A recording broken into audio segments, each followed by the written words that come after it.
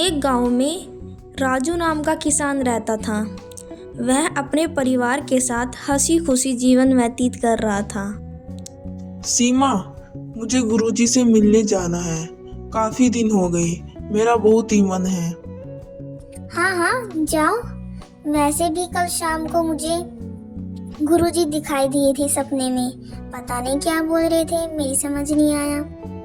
फिर राजू अपने गुरुजी के पास चला जाता है, जो राजू के बारे में सोच रहे होते हैं। फिर उसके गुरुजी राजू को बोलते हैं कि बेटा, तुम्हें लगातार 3 दिन तक अपने घर में मंत्र करवाने हैं, जिससे देवी देवता तुम पर बहुत ज़्यादा प्रसन्न होंगे और तुम्हारी सभी इच्छाओं को पूरी करेंगे। तो राजू अपने गुरुजी का आदेश पालन करने के लिए अपने घर से निकल जाता है। सबसे पहले वो फिर मंदिर में जाता है पुजारी से बात करने के लिए, लेकिन वहाँ पर पुजारी राजू को बोलते हैं कि मुझे तो 3-4 दिनों के लिए बाहर जाना है, तो मेरे पास तो टाइम नहीं है, तुम किसी और से करा लेना। गुरुजी, मैं पंडित के पास गया था। उसने बोला कि वह तो 1 हफ्ते के लिए बाहर जा रहा है। तो गुरुजी, क्या हम किसी से भी मंत्र करवा सकते हैं? हाँ बेटा, किसी से भी मंत्र करवा लो, लेकिन 3 दिन तक करवाना। तो फिर राजू लेबर स्टेशन पर पहुंच जाता है। वहाँ पर बहुत सारे लेबर खड़े होते हैं।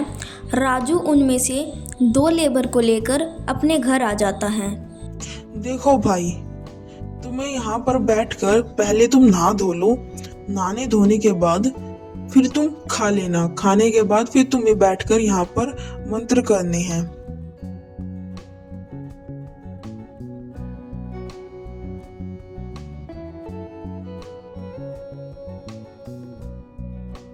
भाई, काफी देर हो गई, मेरे से तो मंत्र नहीं हो रहे। अब कुछ मजा भी नहीं आ रहा। हाँ, बोल तो तुम ठीक ही रहे हो, मेरे से नहीं हो रहे ये मंत्र। क्या हुआ भाई, कर लिया क्या तुमने मंत्र? देखो जी, हमसे तो मंत्र नहीं हो रहे हैं और हम तो जा रहे हैं। आप किसी और से करवा लेना। वो काम भी इन लोगों से नहीं हुआ। इसमें इनकी कोई गलती नहीं है। ये काल है जो हमें भगवान के नाम पर नहीं लगने देता। लेकिन अगर जो भी आदमी सतभक्ति करता है, सच्चे गुरु से नाम लेता है और फिर सतभक्ति करता है, तो काल उसको नहीं हटा पाता। इसलिए हमेशा सतभक्ति करो और सच्चे गुरु से नाम लो।